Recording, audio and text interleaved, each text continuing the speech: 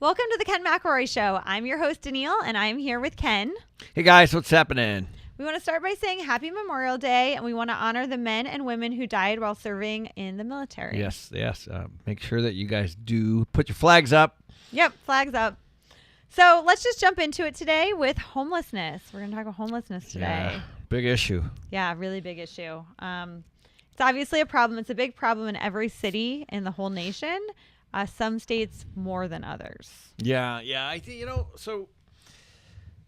well, finally it's starting to get some attention at the, presidential level, which is great. I think the states have been kind of dealing with it. And I'm not saying that the presidents haven't dealt with it before, but it's never really gotten great, and the way that they count people is a mess. So I don't know if you Google how do you know how many homelessness people are in my area? You're going to see that a lot of the cities, especially during the pandemic, stopped counting for a couple of reasons. One, because it was safety issues, obviously around COVID and everything, but also they needed people. It grew a lot during the pandemic, and obviously that's one of the bigger issues we're facing right now. It's only going to get worse. And Jasper said, he lives in California, and he says that there's a lot of people down on Venice Beach. Yeah, well, yeah. So that's true. But also, you got to think about the businesses, the hotels, the people living there, safety issues, drug issues, mental health issues, all those kinds of things. Not to say everyone's in that category, but there's a number of reasons why people are homeless. Yeah, and different cities are doing different things around it. I think one of the bigger issues I was reading was the shelters now, because they have to socially distance, they have less room in the shelters. So that is one. So basically, you have less room in the shelters. You have more people who are homeless due to COVID. Yeah. And so that's a big part of the problem. Interesting. I was reading San Francisco is testing out a campsite as a homeless solution, but the problem is between the security they need and the amenities and the services, it's about $5,000 a month per tent. Per tent is what it's costing them. Yeah. So I think the thing to do here is, this is not it is a problem. It's going to get worse. And it's already been a problem. So it's not a new problem. And I think that, what's going to happen is if you probably need to go back to like 2016, listen to this. In Los Angeles, they passed a $1.2 billion bond. Okay, so the city said, all right, we're going to build 10,000 new homes for this issue, right? And it just turned into a massive cluster. Now, obviously, fast forward 5 years. So now you can kind of take a look at something that happened, and they tried to address it. They threw a bunch of money at it. And why did it turn into a cluster? Well, so there's all kind. I'm sure there's more to this, but if you go online, you can go to a website called Housing First. And this was supposed to be a model. This is a model that Seattle adopted, which I was just there, as you know, and they called it Project First, but and San Francisco's adopted, and essentially it's providing funding to provide housing. So this is really a taxpayer expense, if you think about it. Mm-hmm. So if the city is generating money to build housing, who's paying for it? Taxpayers, period. Right. Okay, so this is actually an opportunity for real estate folks, even though, you're providing a social, you're fixing a social issue. But what the article says is that, now I have to verify this, but it's saying that the cost of one place in Los Angeles was an average of $700,000. One place. So you got to ask why. And what the article said was it was consultants, lawyers, fees, and all kinds of regulation, and it was just horribly mismanaged. The construction was mismanaged. The policy and the the process of getting them done was mismanaged, and they was just over lawyered, et cetera, et cetera, et cetera, et cetera. So these, I'm not saying that these things can't work, but what I'm saying is when I build something, I buy the land, I go out and find a loan, I build it, and I'm managed by the lender. Very different scenario, super efficient. We're obviously trying to deliver it for the price that we told the bank we could do it for. This sounds like a very different scenario. Just Google it. Go type in housing first. You'll see. Well, it's kind of just like, anything the government does, it tends to take longer and become more of an issue than a lot of things. And, a lot more money. The other interesting thing is during that period of time, the last 5 years in LA, unsheltered homeless went up 41%. Right. So now what that means is it's grown. It doesn't necessarily mean that they weren't taking care of the people that they were trying to, but it's not a today issue. It's an issue that, there's lots and lots of experience around this from prior to COVID, but it's definitely, as you know, I was having lunch with our governor and he asked this exact question, what do you think is going to be the bigger issue? I said, I think affordability and homelessness. Right. And different states are going about it different ways, and there's different ideas how to go about it. So I know, like we had talked about, New York is converting some hotels into homeless shelters. They already have. Yep, Done. they are. Done deal. They Just are. Google it. Yep, they're trying to do that, or they are doing that, but they're trying to do that on a bigger level because it does house quite a bit. There's some issues with that, though, because, that's a thing right now because travel's down, but as travel improves, the hotel may want to use their hotel as a hotel again. Well, they won't. If they master lease it, let's say to the city of New York, it's just like anybody, they lease the whole hotel. It's now, they might own the real estate, which is probably not a bad idea. If you own a hotel and it's completely vacant and the city of New York comes and says, I want to lease the whole thing. Well, I guess it depends how much they're getting a night. I mean, if they can get $700 a night per room on running out the hotel, but then if they master lease it if they master lease it, you know the number. It's just they're going to pay you a fixed amount if that's the way the deal was done. But if as the owner of the hotel, they were probably excited, because they just got pounded. Well, in the time of COVID, but I'm just saying moving forward, travel and depending on the length of the lease, they're probably never going to get that hotel back, would be my guess. Okay. I didn't see that. That would be my guess. Okay. My guess. Because you got to imagine, a hotel, it doesn't have as many rooms as you think. Like, maybe 100. Right. And they're packing those things. Right. So it's not like 100 people in there, Right. And so they're jamming it with as many as they can, because they're trying to get people out of the elements and provide all the services and all that kind of stuff. But the city of New York is going to come in. They're going to run it. They're going to master lease it. They're going to take it over. They'll rip the name off, right? Put, whatever they put. And then, but, there are already some issues around that in those neighborhoods, and I'm not saying it's not needed, but, you're already starting to see some issues around crime and, some of the insurance claims are going way up and so it's a tough situation. And then, so we had a question on YouTube from Amy. She said, do you foresee a flood of homeless people once the eviction moratorium ends? I don't know if it's going to be a flood. Yeah. But I will definitely tell you there's going to be a lot of displacement. So, now in 2008, we had a kind of a similar scenario. What happens is people, they have their own individual situation, works its way out the way it works out. So maybe they move in with their parents, maybe they move in with roommates, maybe they downsize, maybe they, there's a zillion things. As you know, a lot of people are buying. We just watched that Nomadland, that show. A lot of people bought those little travel trailers and they're living out of those. And there's communities like that popping up all over the place. And, so I think there's a number of scenarios out in front of us, but definitely we're going to start to see, I would imagine, the second half of this year, the homelessness issue get potentially worse. Yeah, and I do think, and you've mentioned this before, that they'll come up with some kind of rental assistance, almost like a Section 8, extended Section 8, you might want to call it, to help deal with this potentially. Yeah, one of the interesting things is, when you're homeless, where do you mail that money? Right. How does that money make it to?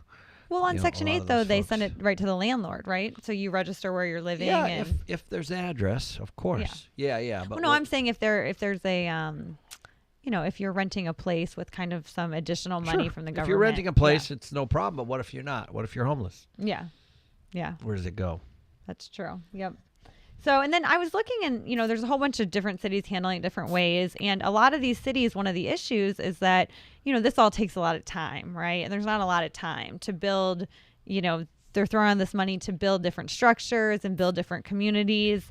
So I found it interesting in Oregon and California. They're doing a lot of shipping containers for the homeless. So that's one idea that they're kind of starting, which is just getting them somewhere for the temporary while they build something for the long term. Yeah. There's going to be best practices are going to pop out. I mean, every city, state, they're going to be handling it differently. They're going to be allocating different kind of money toward it. And the federal government is, I think, going to step in, would be my guess. Because, this is part of the lag. This is part right. of the You had lag. mentioned that. Right. Yeah. Yep. So we were talking about things that lag. This is one of them. Right. When you shut down the economy, close down businesses, and that will never reopen, and displace workers, then this is part of the lag. Yeah, and Nick said that some of his family members were let go off work, and now if the moratorium runs out, they don't know where they're going to live. So right. And so it's interesting if you take a look at one of the highest homelessness populations is actually Hawaii. Yeah. So Washington D.C.'s first, I think Hawaii's second, and Washington and Oregon are right up there in the top 5. So you'd start to take a look already because of affordability issues in Hawaii. Right. This is really interesting. They're already seeing third generations in the same home. But that's super normal for every country except the U.S., it seems like, right. That's my point. Yeah. Super normal, but not here. Right. So, but in Hawaii, it already exists. So, in other words, you would have grandparents, parents, and the grandkids, all under one home. Right. And the house just transfers to the next generation. So we potentially could be seeing more of that. Yeah. I think so. That could be happening more and more, just like it is doing already in Hawaii. But even in addition to that, in Hawaii, it's up there in homelessness. Yeah. Yep. Well, and Brian from Premium had a good question. He said, "Are mobile homes a good investment since so many people will be looking for housing?" So I think if you take a look at unemployment as an example, the unemployment benefits were actually created in 1935. Right. Okay. Well, and you start to look at when different things were created. Section 8, as an example, which is government assistance for housing. All these policies are really super old. And I think that what we're probably going to see are incentives like that will be perfect for things like mobile homes, because mobile homes typically are a lower rent type scenario. So you can buy a mobile home for 30-40 grand, and therefore your rent that you can charge is going to be a lot less. Yep. And so it's going to be entry level housing. And folks, the other thing to know is we've done a number of Section 8, and these are good people.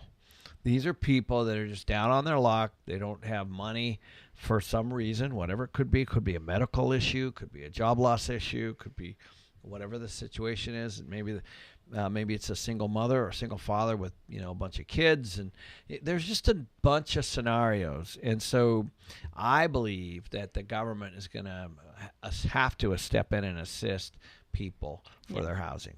Yeah, and so Jessica actually wanted to know how you deal with tenants who aren't paying rent. She doesn't want to kick them out, and for them to become homeless, but she obviously has a mortgage. Yeah. So the nice thing about government housing is that right now there's a waiting list. Mm-hmm. So there was a waiting list before COVID, and there's a waiting list now, of course. It's gotten even bigger. There are people that, on Section 8 as an example, that they do not want to lose that assistance because the money's coming from the government.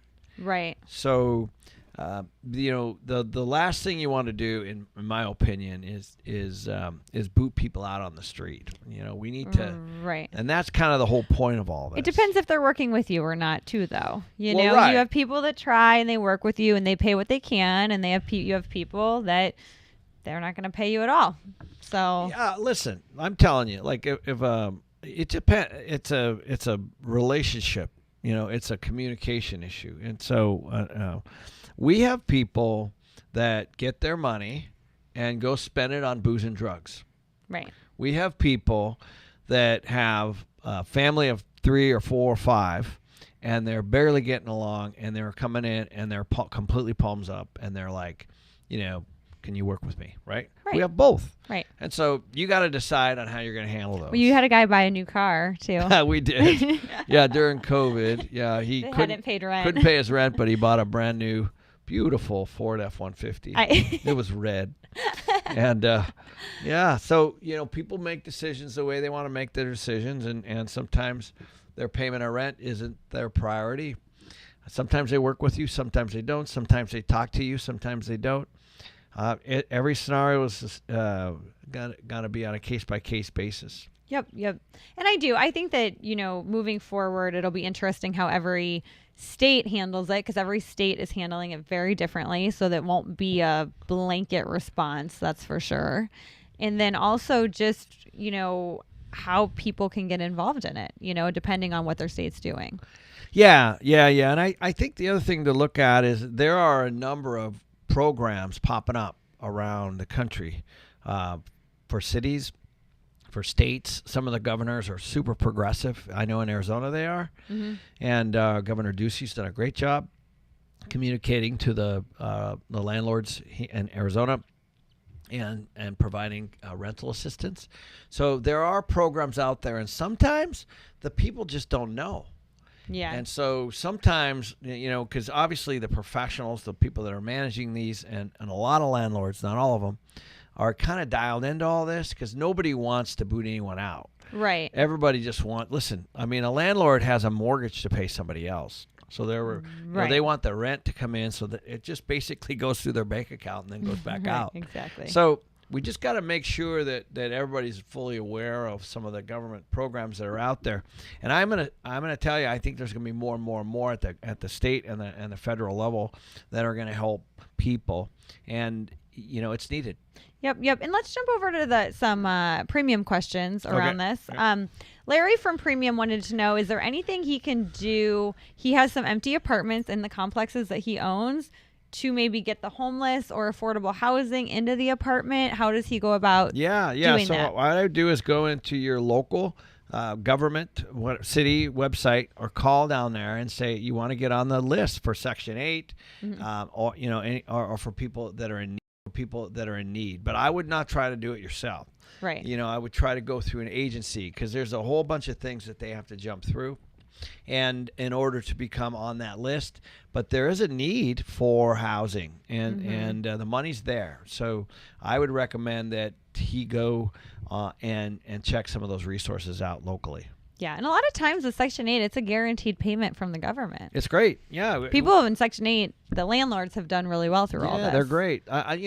It's a fixed income number. It's mm-hmm. a negotiated number with the landlord, covers the tenant. The tenant, gets back on their feet, and it's a win-win. Yeah, and if you really spin it right, you're doing social good and also getting to be a landlord. Yeah. They're not going to pay you full market rent. Yeah. But they're going to pay you whatever, it's all a calculation. So you just got to go. That's why I'm saying you just got to kind of go through that. But I would try to be careful of trying to do that directly with, with the tenant. Right. And obviously, like anything, if you're going to buy a car or buy a TV, you got to have the money, and you got to have the credit to be able to pay for it. Right. And Jesse said, and that you kind of just answered it, but he said, from Premium, would you recommend taking affordable housing vouchers if they extend the program? Of course. Yeah. Yeah, guys, it's a form of payment. Yeah. Like, why would you ever say no? Right. You know, exactly. and the only issue is the same issue we have whether or not, you're not getting a voucher or not, and that is who. Yeah. And so the who is important, and it has nothing to do with where the money comes from. Like I said before, there's some incredible people that are on assistance. Incredible. And no different than somebody that's not. And so it just and we have people that aren't on assistance that don't pay, and then you have people that are on assistance, who always pay. Yeah. So it's just you just gotta it's about. Do you still run a credit check on them and everything? Yeah, okay, interesting. All right. Yeah. You got to make sure you know who's in your. So you do all the normal screening and background. Of course. And Sonia had an interesting question from Premium. She said, "Would you ever take someone as a tenant if they make a lot of money, but you don't know how or where it's coming from?" Well, I would. I think part of the point of renting to somebody is knowing where the money's coming from. So, as I just sent an email this morning where the guy says, "Hey, like those emails you get from the Nigerian guy. Yeah. Like everybody gets that. Like it's like, okay, well, don't you kind of want to know more information? So, right. Like donate to this charity or donate. Yeah. So there needs to be a company. There needs to be a proof of funds is a big deal, and it's required anywhere and everywhere. Right. Well, because if you don't know how they're making the money, and they don't really have a legitimate reason, there are things you need to worry about, because if it's something illegal, that could put your property in. Yeah, if it's truthfully, why wouldn't anybody want to provide that? Right. I mean, so we have a bunch of senior housing, and seniors generally, a lot of them don't work. So, what do? We go and they provide their statements, and they show us the money that they have in their different retirement accounts or bank account or whatever it might be. And, so you don't necessarily have to have a stream of income, but you need to have proof of funds. Right. And so if they can't provide either, then you probably want to move on. Move on to the next one. So Debbie from Premium has a good question about homelessness. She said, "What advice would you give someone who owns real estate in an area that's becoming increasingly populated by the homeless? Should she sell now or hold on and hope things improve?" Whew. Well, I'll give you a story. Last week, I have a property in Portland, and I listed it during the pandemic because, all the defund the police stuff. And I was like, personally, I don't know where this is all heading, but I think the market's was pretty good shape. I think that I should list this place. And I've owned this for a while, for 15 years. Rented 9 years. Same woman. She's a great renter.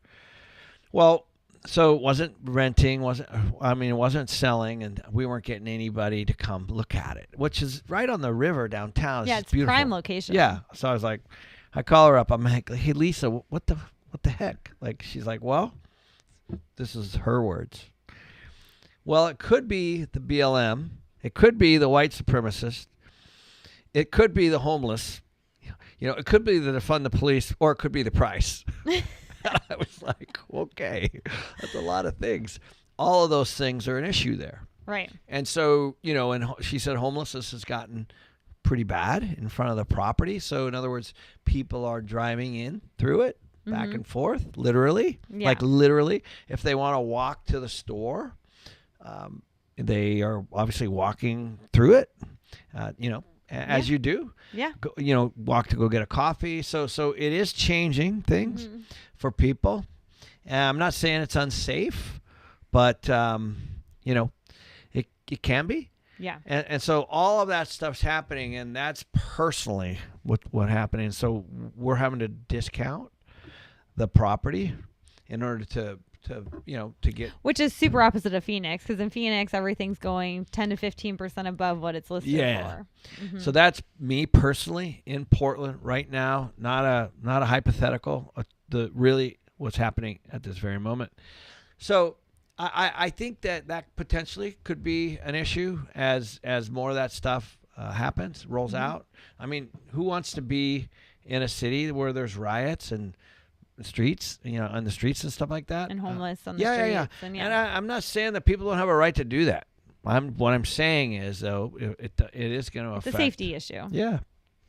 So to move on to Nathan's question from Premium, he said, how much remodeling do you do on your units in between tenants? It depends. So if it's something that has been sitting and it needs modernizing, like the example I just used, the tenant that's been in my place for 9 years, I'm guessing it's going to be quite a bit. Yeah. Obviously somebody's lived in there that long. Who knows the shape it's going to be when they move out? However, on the other hand, if it's a tenant that's been in there less than a year, and you just put new appliances in and new flooring and it's in great shape and they didn't have any pets or anything, probably not much. So it's everything in between. The key is, what do you have to do to maximize your rent? Right. And that's the biggest thing. So a lot of people, I walked into plenty of places that have like 70s and 80s interiors, like, and call them retro or whatever you want to call it. And they're clean as a whistle. And you're like, this is kind of cool, and they kept it the way it was, and they're getting pretty good rent. Could they gut it? Of course. Could they put all new stuff in? Of course. Could they maybe get a little bit more money? Of course. But then you kind of have to weigh all that. Yeah, but you do want to fix the basics, right? I mean, you don't want to. You want it to be a nice place. So Nathan, I don't know what your issue is, but I mean, you want your light switches to connect to the lights, and you want your faucets to be that's maintenance. But you do want to clean up that stuff. Everything needs to work, everything needs to be clean, and everything needs to be painted. Yeah. So yes, all that that's the bare minimum. Yep. So, but then beyond then, do you put in new countertops, new flooring, new appliances, new lighting, new windows, new door handles, new plumbing fixtures, new this, new that? Those are probably not going to get you a great deal more in rent. Exactly, right? Like if your countertops cost a few $1,000s, can you really get $100 more a month? The answer is no. Right. Yeah, it's expected. If it looks like crap, and it hurts you renting, then you probably need to do it. Yep. But if it's just for aesthetics, it's not your house, and right. Yeah. But tenants sometimes they'll upgrade your unit for you. That's always nice too. I've had that a lot. Yeah, I had a renter in a townhome, and he was great, man. He's like, I redid the kitchen, I put in granite tops, and they were staying for a long period of time, and I'm like, knock yourself out, man. My tenant's just putting in an alarm system. Yeah. People do that all the time, and those are good signs, by the way, because those are people that like where they are. They're gonna be renewing, and generally you're gonna be in pretty good shape. Yep. Awesome.